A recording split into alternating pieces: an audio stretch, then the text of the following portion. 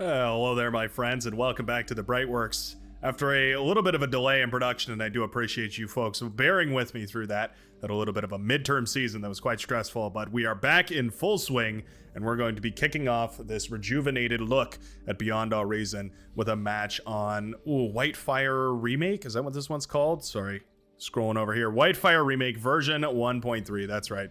Whitefire Remake. I feel like I've covered this map before, but I just can't remember the match that it was. Yeah, I'm racking my memory right now, but I can't remember exactly what it is. So I guess we'll get a refreshed look at exactly what goes down in this match. Spawning in the northern side and representing the red team, it's going to be Klaboom. I've been informed that this is to be pronounced Klaboom.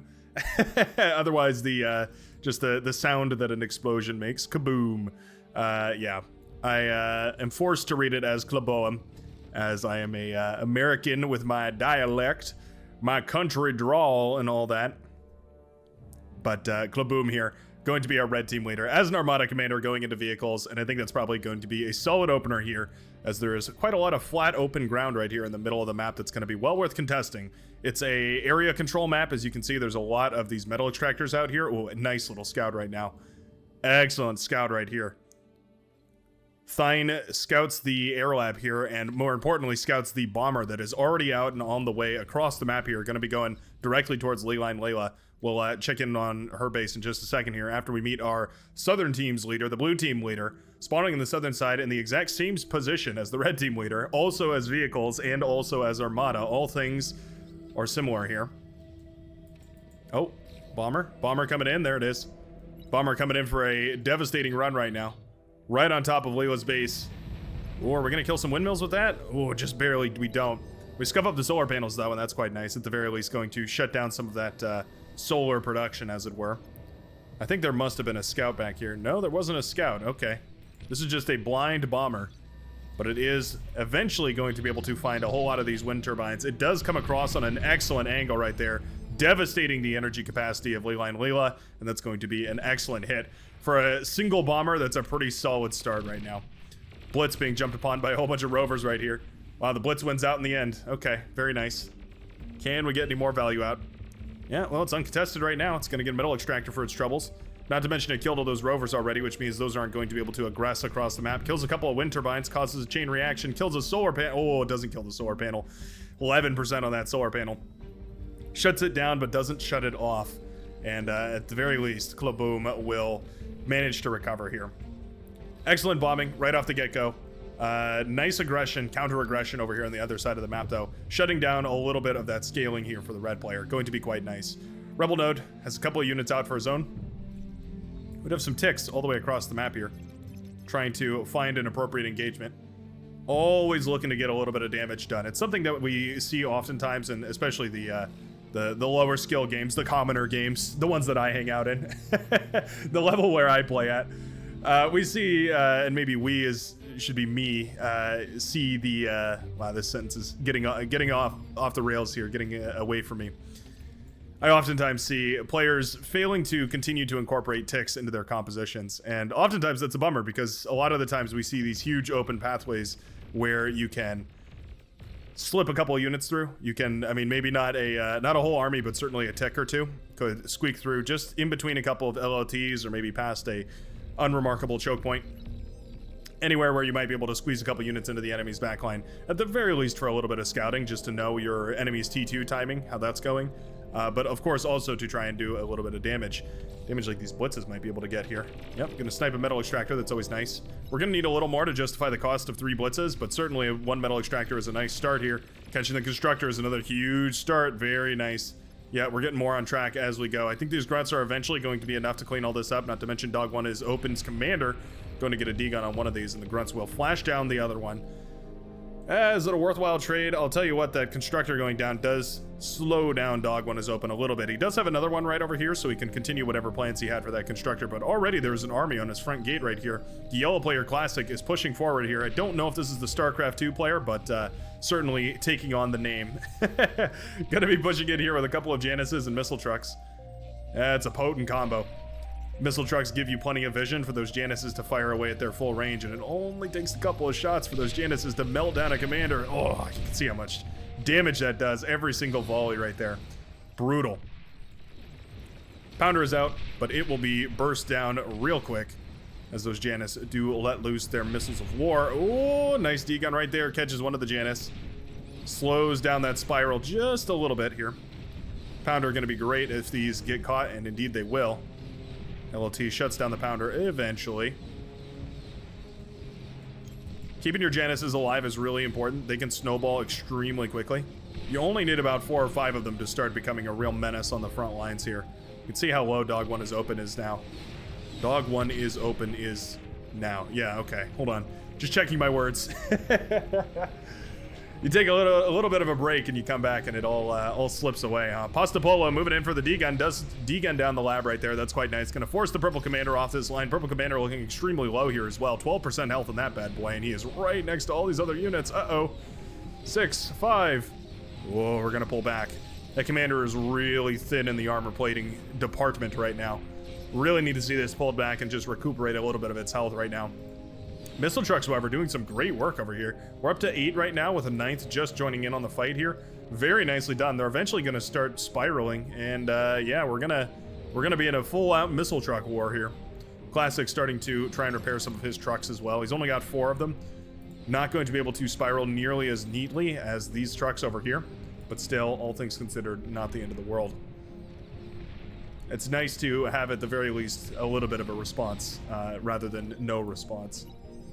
Taking a look around the map here, we do see a little bit of aggression. Medium tanks are out in full swing here. We've got more and more missile trucks, the weapon of choice here as far as besieging these positions go. We do have a single shell shocker over here that's quite nice. Gives you a little bit of a spike of DPS, right? It allows you to burst things down a little bit easier. Shirikarn.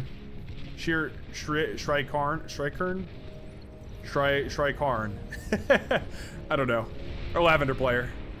Gonna take 2 Januses directly to the face here. 57% on that commander now. Ugh, this hurts so bad. On the eastern side of the map here, we do see medium tanks, missile trucks, Januses, a whole composition going up against Nerdsea over here. Nerdsea with a lot of Wolverines, and if those connect, they can definitely do a whole lot of damage. Oh, they might get a juicy one here. Whoa, just barely missing that composition. Medium tanks look like they've found their breakaway, though. Yep, they're gonna try and get some damage done over here. Blasting down that LLT as quickly as they can. They decide to retreat. I don't think that's the wrong option here, although, well, yeah, if we catch all those brutes, that does whittle down the assault forces here for Nerdsea quite a lot.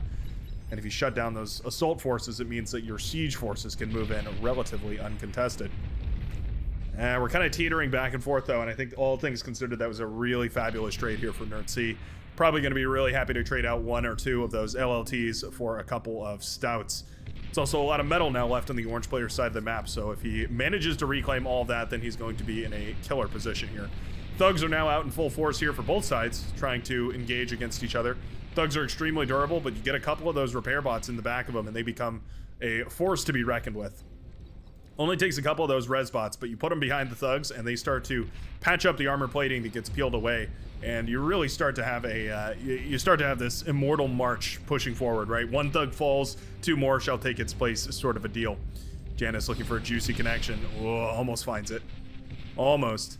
1 or 2 good connections right into the middle of this clump of missile trucks would seal the deal here for Classic. However, that's going to be easier said than done. We do now have medium tanks out. We do now have resbots hitting the field, as well as all of these thugs that are accompanying all of these support forces, right? We have the assault force for a little bit of HP soakage. We have the long-range missile trucks for some damage dealing. I'd love to see these spread out a little bit and maybe, you know, a little bit of a wider arc just so that they can function a little bit more consistently here. They're on this hillside, which is complicating matters because they can't fire over the hill. They have to be kind of at the ridge line in order to fire down on these units. But for what it's worth, taking a fabulous trade against all these grunts here. Basically just wasted metal on the front for Pastapolo right there. Across the map here, we do have Kaboom pushing up this ramp right here, getting dangerously close to a run by right here. Yeah, we've got a big open hole in the defenses right now. Kaboom's forces could just push in this direction, pushing through a constructor and a single hound in order to do a little bit of damage over here, but you'd probably be sacrificing the majority of your army in order to get that done. It's a tricky decision to make. Do you use your positional advantage to go T2, or do you just start pumping out units? Looks like, based on the fact that we're building up a little bit more build power, we're thinking about going into that T2, I would guess. Nerdsea now with a sizable force of his own. All that metal has been consumed, all those stouts that went down over there and been turned into more and more forces here. We can see the trades are just not going in Rebel Node's favor. I think a large part of that is just the shape of these armies. You can see Nerd C engaging across a wide front the entire time, getting an excellent concave, whereas Rebel Node's army is consistently clumped up here. He is spreading it out, but it needs to be even further spread out here, and I think that's a large part of the reason why this is such a advantageous trade here for Nerd C across the several engagements that we've seen. Rocketbot's getting a little bit aggressive here, but I actually don't mind it. Yeah, they're going to catch those missile trucks on the hillside right there. The missile truck's very slow going up a ramp. Yeah, all right, not bad. Catch a couple of those missile trucks, trade them out for those rocket bots. If we had res bots here, I'd like this a whole lot more, eating up all these corpses around the field. But we just don't, and so right now that's just a huge wreckage field to try and claim here. Whoever does manage to capture it in that side of the map is going to have a nice advantage. Over on the left side, Classic continuing to aggress over here with these medium tanks, but having such a hard time pushing up onto this hill here. Understandable, right? You have to deal with that movement speed penalty for going up hills, especially with the vehicles, but also with the bots here.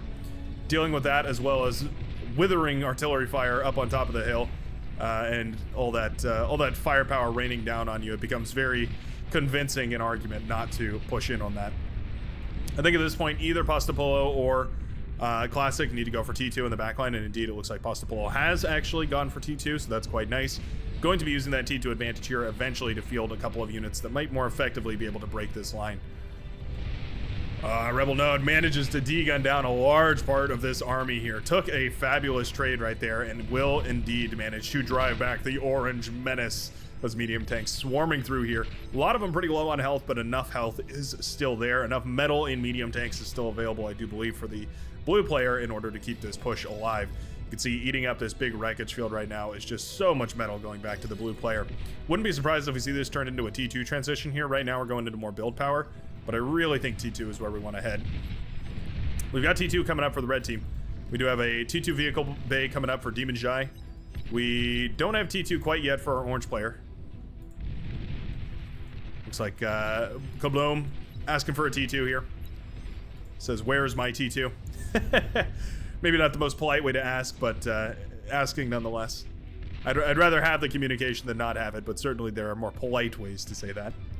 Hounds are now out and idle, which is a bit of a bummer. These hounds should definitely go get engaged, and I think that's exactly what they're going to do. Congratulations. They are now engaged against the enemy and going to start trading out phenomenally here. Takes 3 shots from a hound to melt a single LLT, making them a devastating unit for besieging those T1 positions here. Oh, switch them to Gauss, switch them to Gauss. Need to see these switch to Gauss. There we go. Nicely done. Switch these over to Gauss mode, and they're going to trade out way better against these blitzes here, as that Gauss mode does fire quite a bit quicker. The projectile just travels in a straight line, which makes them quite a bit quicker at firing, well, connecting that fire, right, with any of those faster moving targets. A little less necessary against units like these, the missile trucks or anything like that. So I think switching to Gauss mode is probably, or switching out of Gauss mode rather, is probably a good idea here.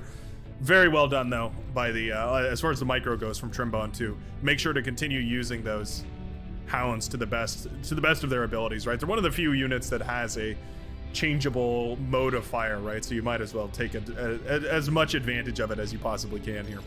How much wreckage are we looking at in the middle of this map? 2.5 thousand metal right here in the center of the map between Rebel Node and Nerd C, and it doesn't look like there's any slowage yet. Going for just more and more production. Whoa, just a big commander snipe up north here. Looks like those hounds did decide to get a little bit more aggressive, or, well, I guess more so it's just the commander was caught lacking out here from Demon Jai, and that is going to be, at the very least, 1,250 metal lying on the floor here. Hound's very powerful. There's a reason why they've been more or less removed from the console's capabilities. The console used to be able to produce hounds. A lot of the pro level players are now playing with a unit tweaks that removes the hound from the console and instead switches it out for the welder.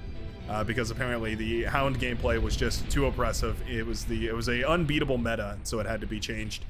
I would not be surprised if we see that change coming up here shortly as an official development, because I think it really does make a lot of sense here. If you compare the console, which is the T2 Armada Vehicle Combat Engineer, mouthful for you, but you compare that with the Cortex version, which is the Twitcher, which comes out of the Cortex T2 Bot Lab. The Cortex can produce the Fiend, the Duck, and what's the other one? There's another one, but it doesn't really matter. It's a naval unit. Whereas the console can produce the Hound and the Gunslinger. So when you compare those things, you're essentially able to produce for Cortex, you're able to produce an assault unit and a naval bot. And I mean, I can say from experience the Duck is not the pinnacle of land defense. Let's just put it that way. Huge tank run by over here, a bunch of blitz tanks trying to find an engagement. Oh, they're stuck between a commander and a gauntlet, or well, it was a Mauser actually over there. Yeah, they'll settle for the commander snipe here. Layla giving him a hard time though. Oh, Layla almost killed him right there. She nearly took down all of those, but will, at the end of the day, be brought down by the blitz tanks. Look at the scars left on the earth there from all those D-guns. Beautiful. Not the end of the world. Layla already stepping into T2 here, getting a T2 fusion reactor up and running. Tons of metal actually, so this will be a nice boost of energy. Wind speed really killing her right now. That is how that goes, right? Anyway, as far as the finishing that console to Twitcher comparison, right? So you essentially, as an Armada player, you get a artillery unit or like a siege unit and a front lines unit in the Gunslinger, although I would not usually prefer the Gunslinger, but anyways, you get a siege unit and you get a front lines unit. Whereas Cortex, you just get a frontline unit. You don't get a siege unit. So aside from adding the Sheldon, swapping like the Duck for the Sheldon or something like that, yeah, I would say probably the right move to nerf the console a little bit, remove the Hound from its repertoire of available constructivites. Heavy laser turret, as well as a couple of Dragon's Maw, the pop-up flamethrower turrets. Going to be enough to shut down this tick spam moving in over here. It's kind of just a artillery war from both sides. Mauser definitely could shut all this down if they took just a couple steps forward here. Select all these just so you can see. And you can see there is a jammer over here at the very least, keeping Pastapolo's radar presence cloaked. However, it's not going to do much against the ticks that are running forward. Missile trucks, of course, very nice for shutting down the ticks, but they can only fire so often, and so if you stream in enough ticks, eventually the Mauser are going to whittle everything down here. Slowly but surely, the forces are building up to a significant enough number here for Big Ol' Man. And I do believe this position will fall for Pastapolo. I think at this point you cut your losses and you start investing in a proper T2 army. Don't think there's really any sense in continuing to dwell around in the middle here. You're basically fighting over 4 metal per second coming in. And I'm not sure if that's really worth it. I really think you could probably set up a more effective defensive perimeter by expanding your forces out in this direction and approaching from a wider angle rather than trying to focus on this kind of choke point right here. Essentially narrowing down the field of fire here for all these Mauser. That being said, they do look quite beautiful when they're firing. What a punishing unit. Still getting back into the swing of pronunciation as well. Got to work on it. Bear with me, folks. This is always a work in progress. I do appreciate your continued support. Makes everything I do around here possible. If you'd like to support as well, you can always go check out on twitch.tv/BrightworksTV. Go check me out over there as well. Stream a variety of different games. More and more will be starting up here. Doing a playthrough of Cyberpunk 2077 in case you're interested in that. But I stream a whole lot of other stuff as well. We also have Tuesday and Saturday streams. I'm recording this on a Friday, so as of tomorrow, there will be a live stream that you guys are more than happy or more than welcome to join in on, rather.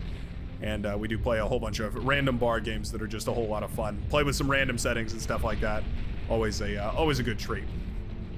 Anyway, ad break aside, Hounds are now in full swing, as well as Mauser across the middle of the map as well. We do have some Fiends starting to get aggressive, and they jump on top of a lot of those missile trucks. It's a great engagement right there. However, the Shuriken are now up in the air, paralyzing as many of these as possible. That's going to divert the aggression eastward. Well, divert the aggression, well, yeah, eastward, I guess. I was looking at these units that were on the eastern side and thinking they were moving westward, but anyways. Left and right hands, very, very difficult for me. But this is a lot of Mauser. We need to turn these around and get them in the fight. We are now looking at 15 Mauser, and all of them are running away right now, which means they cannot fire. Mauser are directional. They rely heavily on being facing the right direction. If they're not, then they cannot fire, at least not effectively here. Radar and radar jammer bots included in the mix here are giving quite a long range advantage to the Mauser up front. Oh, Mauser versus Mauser is always an explosive matchup, though. T2 Tiger finally pumped out here for Sad Mac. Gonna start getting those T2 tanks up and rolling onto the front lines. It only takes a couple of them to start spiraling against T1, but we're kind of already past that number, so I think Sad Mac needs to really start thinking about getting some Quakers of his own out here. There are some Quakers for the orange player, Nerd C, and those Quakers are going to be the saving grace right now against these Hounds. Hounds have slightly less range than the Quaker, meaning that you can technically out-artillery them. However, you also need the numbers, right? Having the right unit is only half the game. You definitely need to have the numbers as well. Blue Mauser are going to be forced to retreat. They've taken heavy losses and are going to back off here. A couple of anti-air trucks, anti-air flak vehicles included in the mix here to shut down any shurikens that may try to move on in that direction. We do have another, patch of Mauser engaging over on this side, right next to Big Ol' Man. Starlight will go down here. It's 1,200 metal, very expensive investment. I did also see over on this side of the map, we do indeed have an ambassador here. Spybot, that's quite nice. Layla and Layla might be trying to get this Spybot in the back here, trying to get a read on what exactly the enemy is up to. That's really nice. Having the clarity of mind to do that is oftentimes a difficult thing to do. So that's really nice to see that she is still trying to contribute there, however possible. Big old bombing run over on this side. We do see a commander going down. These are just T1 whirlwinds, but man, do they pack a punch when you got enough of them. A lot of these windmills are all clustered together too. It would take one bombing run per each of these clusters of wind turbines right there to shut down the wind production of Big Ol' Man. Unfortunately, these bombers did not split in order to target that, and instead are going to continue harassing around the bases over on this side here. Don't have a scout either, so these are just blind bombing, but for what it's worth, yeah, doing a decent job here. Oh, they get the advanced? No, they don't get the advanced solar panels here. All said and done, I think this was a much better target going after a couple of these wind turbine patches right here. I think they probably could have done a whole lot more. Long range LRPCs firing into the base here of our yellow player. That's quite funny. That is a great hill for LRPCs if they can fire into the base of your opponent right there. I would absolutely rush to get one or two of those up as quickly as possible. Oh, we don't chain the windmills over there. So many wind turbines that seem chain reactable here that I just don't see chain reacting. Mauser now firing here on the rearward long-range plasma cannons here for the purple player. They're without power and will not fire any further. Spybot's here to EMP down these bulls that we're pushing in. Dog 1 is Open's commander in a lot of trouble. Oh, we need a D-gun. No power, though. Commander does go down. Uh-oh. This is a huge push on the left-hand side. We need to see some immediate and drastic action taken here by the blue team in order to repel these invaders. Otherwise, this push is just going to continue doing more and more damage here. There's a Spybot just hanging out, making new friends. Always happy to make new friends, those Spybots.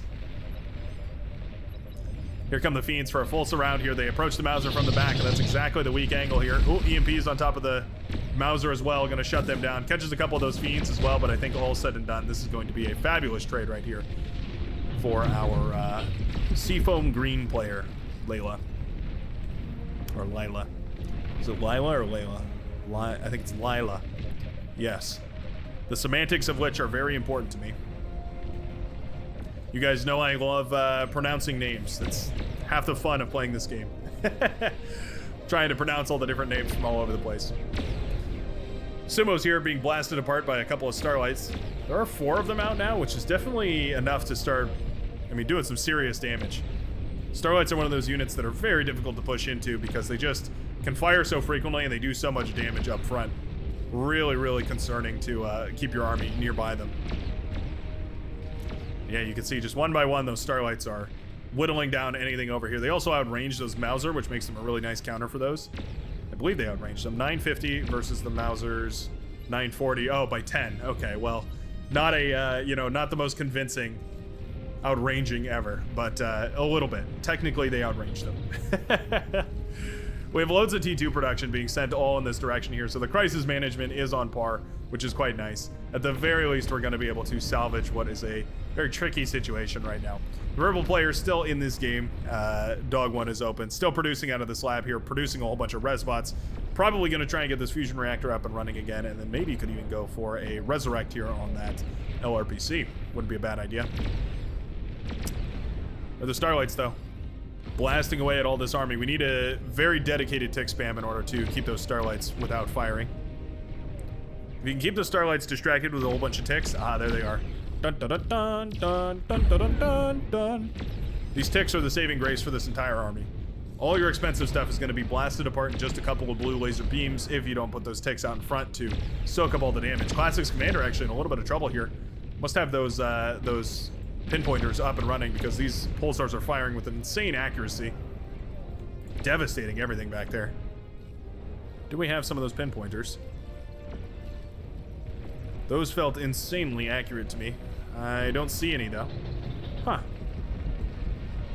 It is always possible that they just got lucky. But that was extremely lucky. EMP bombers across the field here, being used to try and stun whatever they can. This is a nice little zigzag of ticks we've got coming out here. Yeah, I don't mind it. You kind of flood the middle of the map with ticks, and at the very least, you know that you're going to have a decent amount of vision. It is a exuberant amount of resources that you're essentially giving up, but it can definitely pay off itself, right? In the amount of vision that you get, and especially if you have any of those artillery units that really benefit from having direct fire capability, as far as well, having line of sight is always the best, right? It allows you perfect vision and perfect control. Oh. Commander right here, dangerously close to a lot of these tanks. Bulls against Tigers, I'm going to give it to the Bulls every time. 100% of the time, 100% of the time. And those Tigers, I mean, anything that's EMP'd, I'm going to give it to the Bulls for sure. But even so, I still would have given it to the Bulls. The Bulls are very sturdy, but come at a much steeper cost, right? I have to compare the Bulls to T3 units. I really think they're just a couple of health and a couple of damage and a little bit, maybe a little bit less cost behind a T3 unit. In other words, I think I would consider the Bulls like a 2.5, T2.5. They're really that good. Like they can do a huge amount of work. They have huge AoE. They're extremely durable. They basically got every box checked, which is obviously very important. Makes for a very convincing argument as to why you should engage with caution if you ever are dealing with a big ball of ticks or a ball of bulls like this. That being said, a couple of AoE strikes against this are going to soften up a whole lot of those bulls real quickly. It's not like it's impossible to deal with that. We do have ambassadors here, which could catch those bulls lacking. A lot of pit bulls were set up over here. We've decided to just fortify the ever-living hell out of the middle of the map here. And indeed, those pit bulls are going to shut down all of that fiend aggression. Well, that's quite nice. Not impossible to overwhelm this defense here. You just send a lot of T1 at this defense and it essentially falls. The pulsar can only fire so quickly, as well as the pit bulls. And eventually this will get overwhelmed by your forces. But of course, if those pit bulls do manage to hold on, then they'll be repaired back to full, and will be well, you have to do it all over again. Huge engagement over on this side of the map. Looks like Raven. I'm gonna go with Raven. Raven's commander here, looking a little bit thin in the paint. And there we go. At the very least, takes off a little bit of armor plating from a couple of those Tigers, I suppose. But all said and done, not really effectively getting much of a trade for that commander death. Meanwhile, the Hound Ball over here has been completely devastated by those by the Quaker that apparently got a money connection against a lot of those. Not hard to do if you ball up all of your Hounds. Makes for a very easy AoE target. Pastapolo in a lot of trouble. The sharpshooters are clicking away. Click, click, click. And the commander goes down. Bull's now jumping on top of sharpshooters, though. Oh, yep. Need to spread the sharpshooters out a little bit. You can see they're having trouble shooting because they're, well, a little bit too clumped up. Sharpshooters cannot shoot past each other, which is important to know. EMP bombers trying to help out however they can here. Marauder are out. Those are the first T3 unit we usually see out of Armada commanders. Pardon me. But yeah, I think I agree with Kilboom over here. I think there's definitely too many sharpshooters to push into this. We need a consistent spam of units to make sure that those Marauder have even a chance of getting close to this, and right now they just don't. The Starlight are also backing this up. Starlight plus Sharpshooter is just an insane amount of upfront damage. You can burn through basically any T3 unit with relative ease with just that composition. It's an extremely, extremely effective way to burst down basically anything. RPC is now landing in the backline over here. We do have a bubble shield up right now for Classic at the very least. I guess that LRPC combo back here annoyed him enough. Convinced him that maybe he should invest in a little bit of shielding for his base here. All across the map we do see forces incurring. Huge tick spam over here as well as lightning tanks in order to deal with the counter tick spam. Those Jaguars are basically the perfect answer here, but the Sharpshooters will counter the Jaguars quite nicely, bursting them down with relative ease here. We need a Juno or maybe a couple lightning tanks of our own. A welder would also work. 1 or 2 welders basically shuts down this entire tick spam. Sharpshooters do not, though. Sharpshooters are not the right counter to a tick spam. Lest you have, I don't know, thousands and thousands of sharpshooters. I've seen it done, but you're at a point when you get to that level where you might as well just be in T3. You should not be countering ticks with sharpshooters. That's it's a flex if nothing else. So far, the tick and counter tick spam are sort of canceling each other out, but I mean, that's just free vision, right? These Quakers have essentially free vision to fire on these sharpshooters over here. This could be done a whole lot neater. And the ticks are also getting into the backline now. Yeah, we've got a lot of leakage here. They definitely should be going after the wind turbines. All of these wind turbines are so closely clumped together. I'm insanely surprised with how many wind turbines we have so closely clumped together here in this match. This big field over here. Looks like these ones were spaced out properly. Wind turbines all over here as well. Yeah, just, I don't know. Feels like some very volatile wind farms, if you ask me. A bunch of pawns are going to jump on top of these sharpshooters. It's expensive, but it is less expensive than the cost to replace those sharpshooters, so definitely well worth it here. Nicely done by Classic. Setting up that infrastructure can be difficult to do, but done nicely. It can, well, it can result in a very powerful force here. You can see those pawns being pumped out in great number and overwhelming the forces of the green player here. Nicely done. And just like that, all of those sharpshooters have evaporated. The Starlight's now getting jumped upon as well. 1,200 metal per sharp. Oh, a little bit of friendly fire right there. 1,200 metal per Starlight. It's a very expensive upfront cost, and we're being countered by a bunch of T1 units, grunts and pawns. This is why compositions are important, right? You lean a little too heavily into that high damage but low fire rate, and you get overwhelmed by a whole bunch of T1 garbage that is just thrown in your direction, and there's not really anything you can do about it. At this point, the purple player is falling again for the second time this evening. We will see the purple player losing their entire economy as these pawns rush into the backline here, popping the advanced and the regular constructors. Fusion reactors also in a whole lot of trouble, and we need, once again, another massive retaliatory, well, push here from the green team. There is a Razorback out. It's a pretty good option. Well, the chain reaction on those fusions was actually really important here. Shuts down a whole lot of these units that were pushing in on this side. Razorback now getting to work on a whole lot of these units, trying to burst down as many of them as possible. We're gonna need a couple more. I think 1 or 2 Razorbacks probably going to be enough here. But right now, just 1. Sorry, 2 or 3 is probably gonna be enough. Just 1 is probably not going to be enough. Bulls and Jaguars are making it through to the backline. Do we have any more EMP bombers? I don't see any. Oh, the Bulls have changed direction here. They ran right into the Razorbacks. That's a little bit of a miscue right there. Certainly want to keep those going away from the T3 and into the heart of the eco center here. Could have just parked that Bull right in the back line here and just had it ravage whatever it could in the back line. Solar panels, wind turbines, you name it. I think there's enough Razorbacks out now to counter this swarm, though, and so this is the point where you have to decide to turn off the pawn printer, right? You have to look back at your base and realize, okay, these Razorbacks are now just countering this perfectly. I need to either lean into T2 Armada or I need to get into T3 production of my own. So I wouldn't be surprised if we see that shutting down here just a little bit from Classic. That or converting this to a tick spam. Tick spams are much less costly than the pawn spam, so that would not be the end of the world. Razorback over on this side, a lone Razorback holding the line here. Nicely done. Sharpshooters helping wherever they can, but not really necessary. Couple of red team Razorbacks pumped out by Cargoles. Oh, nice D-gun right there by Shurkrin. Shurkrin winning that bronze chevron right there for degunning down 2 of those Razorbacks in one blow. Very nicely done. It's the unit spam wars. Both teams just trying to pump out as many units as possible and put them on the field here instead of going for those high-class units. And now you can see these Razorbacks just tearing through this T1 army. This is why getting up to T3 is so important here, especially as a backline player. You really need to get that T3 out on the field because this is the difference it makes. It just trades so much more efficiently against the T1 and the T2 that you need it, right? You need it in order to stay competitive here. Razorbacks now whittling through the bulls like they're nothing. Pawns and grunts also falling like petals from the vine. Leaves falling slow. Can't remember the rest of that song, but it's a beautiful one. Little soldier boy, come marching home. Got about 4,000 little soldier boys right here, and none of them will be marching home today. Razorbacks decide to go for a little bit of a push, and I think it's a great idea. Yeah, if you're just going to be spamming out T1, those Razorbacks are going to have no trouble pushing into your base, and at this point, Classic is in a whole lot of trouble. We need some sort of expeditious response right now. I don't think we have it, though.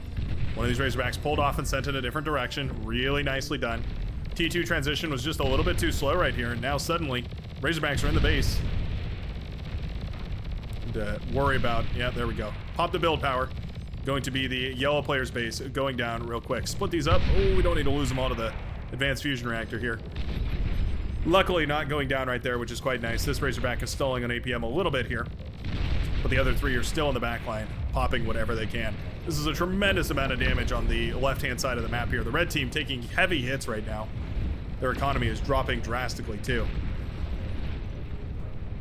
Right-hand side is not looking super sturdy though. I mean, there's a whole lot of sharpshooters right here, but a bunch of pawns could easily run right through that. Razorbacks still being a huge problem in the backline right now though. Those 4 Razorbacks killing 2 players, definitely a well worth their medal. Gonna take out the anti-nuke as well. Could mean that we see some nuclear action. Well worth investing in. It's an easy way to swing a game well in your favor, is just landing a cheeky little nuke once you take out the anti-nuke systems. Kaboom, trying to move in. Oh, these Razorbacks are grouped up. Oh, he does get 2 of them, 3 of them. D-guns down the Razorbacks, nicely done there, sparing his base from any further destruction. But still, 2 players down over on this side, and my only question is why in the hell are we not moving these Razorbacks through? There's no resistance over on the left-hand side of the map. You could easily push through this entire side with the Razorbacks that you have, wiping out the red team here. This is a massive blunder right now from Trimbone, not moving those forces in. There are pawns. That's it. Maybe you expected a little bit more. Expected more of a composition right there. Nope. It's just pawns. I suppose there's some anti-air in the mix too, but that hardly counts as reinforcements, right? Yeah, start moving. These units are just AFK right now, not getting any value, just chilling. We need to see these moving. I like what we're doing right here for Big Ol' Man. There we go. Finally, the Razorbacks start to step forward here. I don't think you're right to say don't feed. I think you need to start feeding. A little bit of feed goes a long way if it all turns into an advantage for you here. And indeed, I mean, killing 2 players is about as big an advantage as it comes. 2 versus 1 Razorbacks right here. I'm going to give it to the 2 Razorbacks, even with the Starlight support back there. Yeah, this is, this is GG, right? This has to be a game-winning maneuver right now. There's no way that the Razorbacks over here don't manage to break through at the very least. Just a little bit of micro to make sure that they don't all get D-gunned at the same time. Start sending the ticks in to comb for commanders. Oh, I have a feeling Cheppy's going to get a huge connection right here. 1, 2, 3. Will take down 3 Razorbacks out of 4. Not bad. Slows that down just a little bit here. Razorbacks and Vanguards. Vanguard, sort of the sharpshooter Starlight equivalent of the T3 era. High damage, low fire rate, and goes down without letting loose a single shot. That's a bit of a bummer. Red Commander also falls here. Red Commander 1 of 2, I should say, also falls here. For some reason, those Razorbacks were not targeting down the Commander. There's a nuke launched over in that area.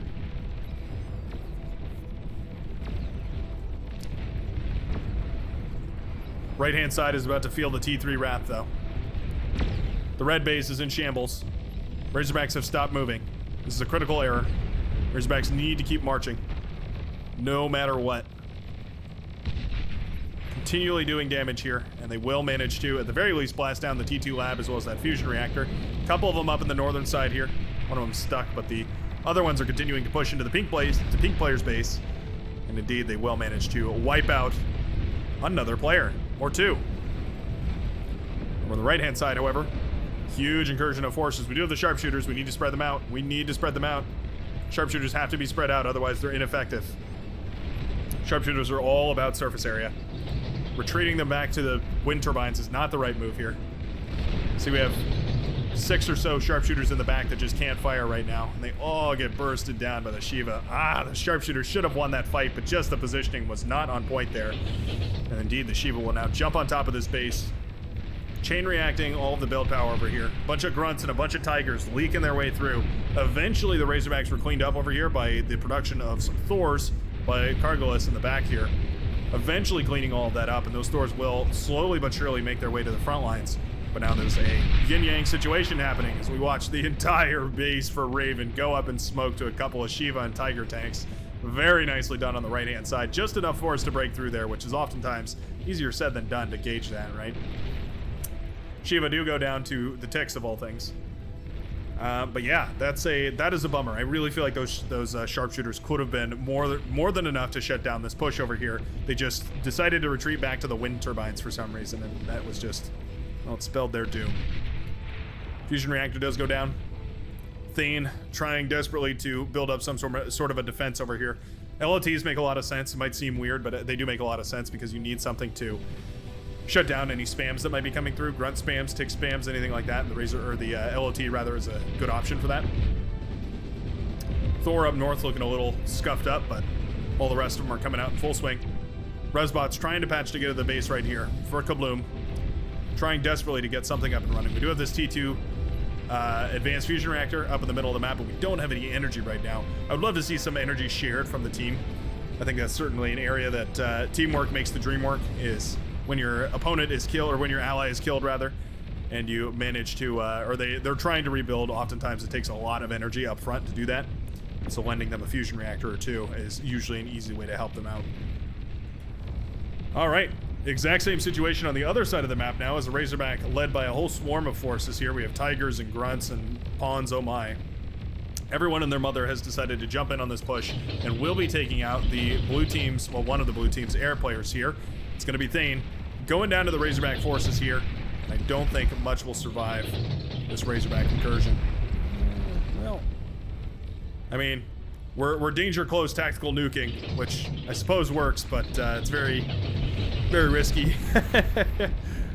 You're playing with fire when you're putting nukes that close to an advanced fusion reactor here. But at the end of the day, I don't think it's going to matter, as the Tiger tanks do connect and pop that advanced fusion reactor here for the green player. Thors are going to be the response here now for the blue team, pumping out some of those Thors down to the south eastern side, bottom right hand side here. Another Razorback for the orange player will manage to take down the air labs, the last vestiges of any sort of advanced technology for the dark green player. And we have a Ragnarok coming up and running. This is a very forward Ragnarok. Well, it feels like a very I guess it's, I mean, it's the back line, but it feels very close to the front line. Either way. Ooh. Nice LRPC connection right there. It does chain react a whole bunch of those wind turbines. Actually dangerously close to popping this fusion reactor over here. Anyways, Ragnarok is coming up and running. We're a couple minutes away from finishing it, though. I think the whole team needs to contribute economy to this. I think if everyone puts their money together and everybody puts their their money where their mouth is, so to speak, certainly this Ragnarok could come up in time in order to possibly win the game. I mean, let's check the range here. Okay, so we'd be able to fire into the base here of the brown player, Cargolis. We'd also be able to take out the base, presumably of Demon Shy, maybe even scuffing up some of the base here for Nerd C. Certainly taking out this advanced fusion reactor right here for Kaboom. Yeah, that would certainly be a lot of damage. Huge investment, huge reward. Shield generator is going to be prioritized here for a second. Don't mind it, especially when you've already been shelled by LRPCs once or twice. Probably not the worst idea.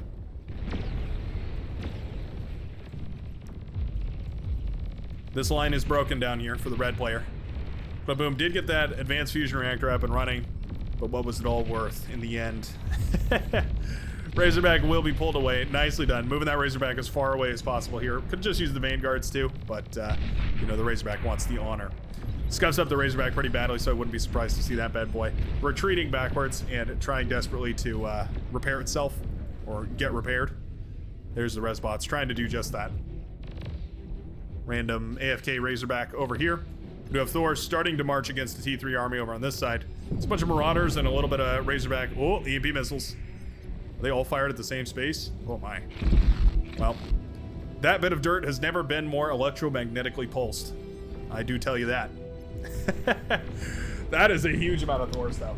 We're dealing with 7 Thors right here. Not all of them are full health, but still, even low health Thors are very scary. The fact that we even saw that EMP missile right there gives me so much hope. Makes me feel like there's a good chance that we will actually see something. Oh, what on earth? There's a Ragnarok in the backline here. Well, I mean, okay, it popped the production center here for the blue player, at the very least. Blue player tapped out already. Okay, well, that's a bit preemptive, I would say. This battle is still quite neck and neck. Obviously, a little harder to call as the player in the game rather than the spectator, but yeah, this is still a close one. That being said, there is no response to this. Yeah, there's no commanders here. There's only 2 commanders left here for the blue team. But yeah, no commanders here to degun these Thors. They're in the back lines. They're going to start attacking Big Ol' Man's economy. The Ragnarok comes up in time for the advanced fusion reactors to pop, meaning there's no energy production. He needs to hand this off. He does indeed hand it off. That's nicely done. This thing needs to start firing immediately. Uh-oh. There we are. Starts firing right away. That's the right idea. Massive nuke wave is launched. Well, 3 nukes are launched. Now you can use these constructors to deconstruct Thors. It is a weird way to attack Thors, but it is certainly possible. That's the idea here. Gotta start pulling these Thors apart, one screw at a time, dismantling them. Slurp the Thor. Delicious. Delicious Thor medley. Not gonna be quick enough though, and there's just too many Thors, I do believe. The back base is popped due to the Ragnarok. This one is trying to shoot over the hills here, not really ideally targeted at the moment. Oh, massive pop right there on the Aphis as well, and these Thors will shut down the advanced, or rather the Ragnarok here for the blue team, I do believe. Firing away on this bad boy. Devastating it. And I don't think oh man, this is so neck and neck. These Thors need to go punch the green player in the teeth. There's already the green player punching the red team in the teeth. Everybody is punching everybody in the teeth. Ah, it's so close. We're only about 100 metal difference right now. Thousands and thousands of metal scattered across the map. This is gonna come down to who can find the last 2 commanders. Shekrin does have the last 2 commanders here for the blue team. The red team still with a couple of them tucked around somewhere here. Nerdseed and Classic hugging up in the northern sector there. They're gonna try and come down to degun a couple of these forces. It's risky because those are the last commanders. Only 1 commander remains here. Uh-oh. Chakran doesn't have the energy right now. Wind speed is abysmally low. That's a vast majority of the energy production here. Well, I guess there's reactors on the back of that. Didn't see those reactors. Uh-oh. We're down to 1 apiece. Who can find the last commander here? I can't even find the last commander for the red team. I don't know where it is. Don't know where it is. Chakrin is in a little bit of trouble here. Oh, it's over here. Sad Max Commander is over on the right-hand side of the map. These Thors need to keep moving. If they keep on going along this trajectory, they will eventually find the commander. Cycrin is in a little bit of trouble here, though. There was a Thor directly headed into their base. Uh-oh. Starting to fire. Opposite Thors firing all over the place. They're gonna shut down the T3 lab right now. Trying to hold production. Skycrin going in for the D-gun. We need to see Skycrin, or well, anybody resurrect this here. We could resurrect this commander here. Oh, the Thors are gonna go after the T3 center in the back line here. Sadmac taking heavy hits. Wow. This is coming down to the wire. The economy in complete shambles right now. Oh no, oh no. Oh, we're eating up the last commander right there. Oh, okay. Well, that is at the very least going to be one commander down. There's probably more wreckages out there in the field you could find. But yeah, it's a little bit of a guessing game.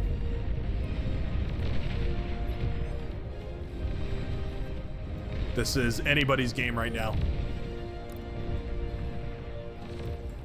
Both teams essentially reset back to square one. There's a single constructor back here, by the way. Big ol' man can rebuild. Stronger than ever before. Okay, well, the blue team with 400 metal per second, the red team with 120. However, the blue team with 300 energy per second. Not even enough energy to consistently cloak here. Whereas the blue team with a consistent 2.7 thousand energy per second. I don't even know. This is anybody's match right now. Trebone cannot move the commander. There's not enough energy production to move the commander. Uh-oh. He has to just keep it still there. He wants to go for the D gun right now. I don't know why these are reclaiming instead of resurrecting. There's no production anymore. Okay, Thor's coming within range. Thor's coming within range. Uh-oh. D gun. Oh, we fire twice. Oh, just barely gets away. Just barely manages to escape. There are still some green Thors in the backline here. Oh, if those Thors manage to find Sadmac's commander over here. Sadmac does not have the energy to cloak right now. Trying to resurrect whatever forces are available, but that's eating up all of the energy production. Oh my goodness. 12% left on Trebone's commander. The grunt wave is marching across. Oh, they will run into the commander right now. Oh, they find the commander. Oh, and the Thor gets the commander with the help from the grunts, and it will be the red team who manages to snatch victory. What a nail biter right there. Down to the very last commanders. The last time we've seen that, I don't know, ages and ages ago. What a match. 2 Ragnaroks, 1 apiece for each team. Didn't even manage to end the game. At the end of it all, it was the Thors that managed to blow up everybody's economy right there. What a fiasco. If you enjoyed this cast, and if you enjoy daily Beyond Our Reason videos like this, I would love if you could leave a like before you head on out there. Take the second or two that it takes. You can also consider subscribing if you want to join the Brightworks today and become part of the community. I think it's pretty awesome, if I do say so myself. But other than that, I do hope you enjoyed this Beyond Our Reason match, and I hope you have a fabulous rest of your day. I will see you in the very next video. Peace out, folks.